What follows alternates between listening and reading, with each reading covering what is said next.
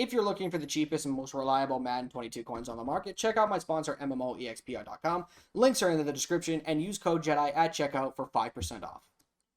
Alrighty, hey there guys, Adrian DeCosta here, aka JediBro95, coming at you guys with another video. So in this video, guys, it is going to be some Josh Gordon gameplay.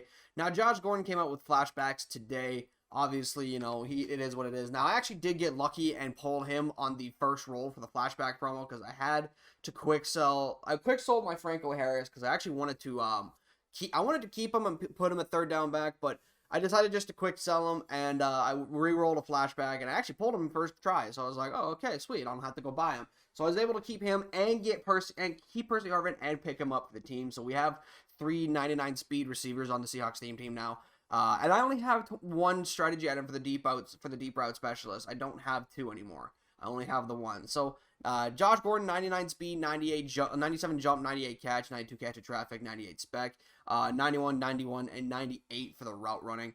I do love his size at 6'3". I really think that is a very good asset to the team. Hopefully he'll be able to make some good catches. But if he doesn't, I mean, it is what it is. Josh Gordon is still very, very good of a card.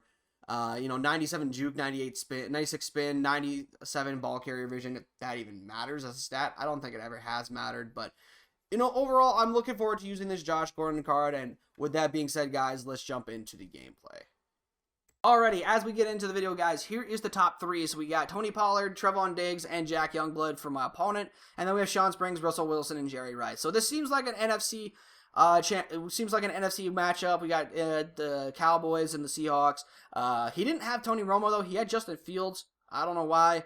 I guess because he has escape artist, but then again, so does Dak Prescott, and you can get Dak for basically nothing now. Dak's old card, Dak's 92 Thanksgiving card is basically like $70K now. Like, it's really nothing. It's probably cheaper than Justin Fields, honestly, but I don't know. It is what it is. So 1st and 10, on that next drive, he actually does call an outside run, and he actually does get a first down there. So obviously trying to get a stop here on the first play of the game. So it is what it is. So Tony Pollard does get another outside run. He actually has human joystick on his Tony Pollard. So yeah, it was a little bit of a pain to tackle that card a little bit. But 2nd and 4 here, he actually tries to go to this angle route. He does take a hit as he throws the ball, and Bobby Wagner happens to be there to pick the ball off. So we actually get a turnover on the first drive, so I'm very happy about that. Now, I don't know what possessed me to want to come out here and take a shot. I really don't know what possessed me to want to do that. I did see Sean Alexander open late, and I was going to throw it to him, but by the time I did, I already fell on the ground. So 2nd and 18, I'm thinking he's going to do the same thing again, but he actually did audible into a cover 2, which is fine because I feel like once that streak cleared the strong side safety, I would have felt like I got the ball down. But we did take a throw out of sack there, but even then, it probably would have been out of reach anyways, so I probably wouldn't have gotten it. This play here, again, I'm suspecting he's going to be in cover 2, so I'm waiting on this deep post to clear.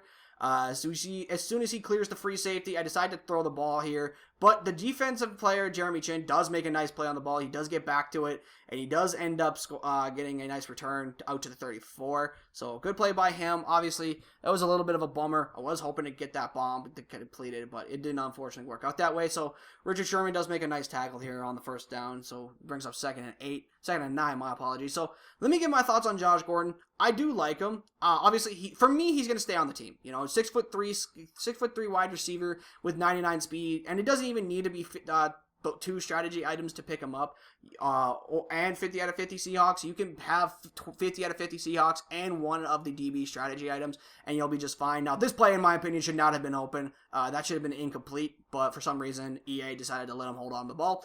But Josh Gordon, I think he's really, really good. I actually have no issues with this Josh Gordon. Now, is he essential for the Seahawks team? I'm going to say no, because I do think our wide receivers are so stacked, personally, that I really feel like if you want to wait for the NCAT Josh Gordon next month, then that's fine. If you want to wait till when the next batch of Rising Stars comes out in a few weeks, and you want to wait to pick him up then by all means, go right ahead.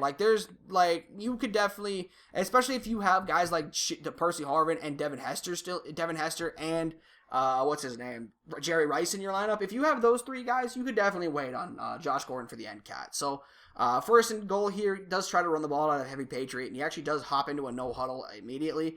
So he tries to call a QB blast here, and yeah, let me just say this. There was a QB blast, all right. That's because his QB got blasted by Bobby Wagner as he puts the ball on the ground and he ends up fumbling. So we do pick it up with Richard Sherman. So yeah, there we go. 1st and 10 here, and we're trying to get a little bit of space, and yeah, about that. We picked up 95 yards worth of space here. We actually get him on jukes not once, not twice, but 3 times in this run, so that was hilarious.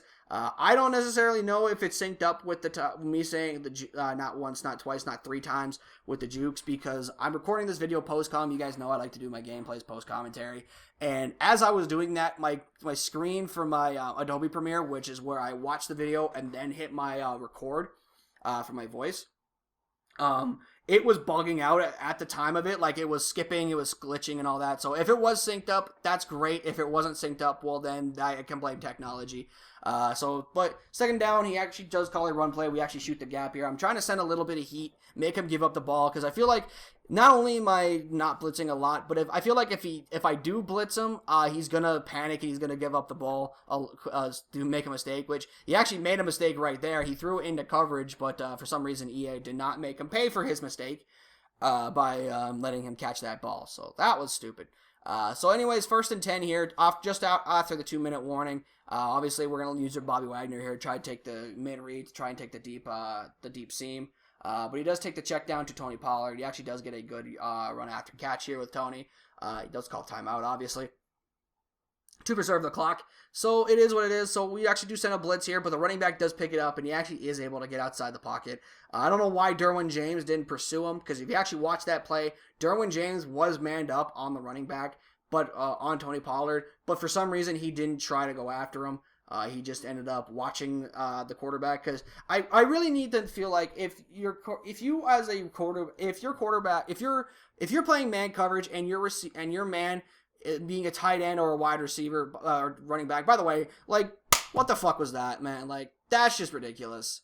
Like, oh my god, he actually did go for 2 and he made it. But as I was saying, if you do go for it on if you do have if you're playing man and you got a back or a tight end that's not going in pass coverage, that safety or linebacker should blitz the quarterback every single time, personally, because or play a spot. I say blitz, more or less. I understand they did that by making it a spy, but I feel like they need to blitz more. It's they need to blitz because they need to put pressure on the QBs. Especially if it's a rollout type of play, they need to just go after the quarterback. So again, 1st and 10 here. We're trying to take another deep shot, trying to get as much yardage as possible because I want to get a shortened field for a field goal.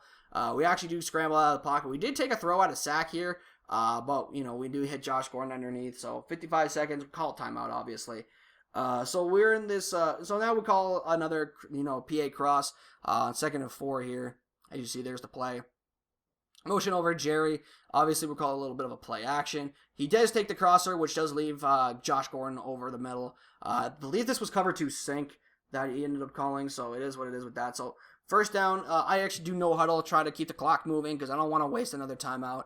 I want to waste a couple more, like one timeout if I'm running. If I decide to run the ball, because sometimes I will run the ball in this situation just to make sure that you're being honest.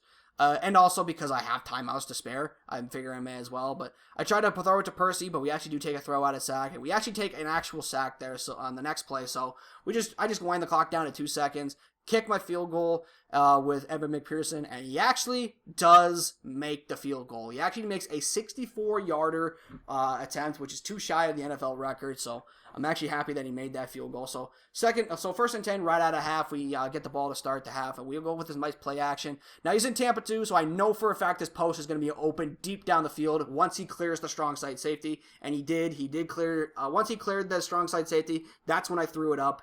And he actually did make it for the touchdown. And by the way, that was Josh Gordon. Josh Gordon did get deep downfield for that TD, so I'm very happy about that. Obviously, we kicked the extra point, and it's up, and it's good. So we're up by 9 now. Obviously, it could be a little bit better, but we're up by 9 on an opponent that I really personally think he should not have any points, but that's beside the point at this right now. So for 2nd and 4 here, he does call another run. Again, this guy loved to run the ball. Like, it was really irritating. And it was really irritating how much this guy was running the ball and how little my inside stuffs were doing, because he was calling inside zone a lot, And you just see right there, like, even on one-on-one sheds, like, they just were not getting to the backfield consistently enough. So once this new AP update does kick in, and we do get, an extra 3, 4 AP, however many we decide to add, I'm thinking of adding a couple of run stoppers to my defensive tackles, to both Richardson and to, Kevin Williams. Obviously, I would have to get Kevin Williams' next card to get that, but rest assured, he is my next card I'm going to pick up. I did have Franco Harris, but unfortunately, I had to quick sell him for training because I don't know if I alluded to it in the intro. I think I did. I actually quick sold Franco, and I actually went to do a flashback reroll, and for some reason here, he just doesn't fucking fumble when he gets whacked by Cam Chancellor. I don't know, but when it came to that, I actually pulled Josh Gordon out of a flashback reroll first try after I quick sold my Franco Harris. So I was actually impressed, and that was what allowed me to make this gameplay without spending too much. Obviously, I had to buy some training to power him up and all that shit. And I actually had to buy a little bit more training for Percy Harvin to power him back up because I was going to get rid of him, but decided not to. But this was the end of the game here. I stunted in the end zone. I would have had nobody to blame but myself if that didn't end up going well. But it actually did end up going well because Derwin James decided to be the greatest player on this team and save the touchdown and get a touchback.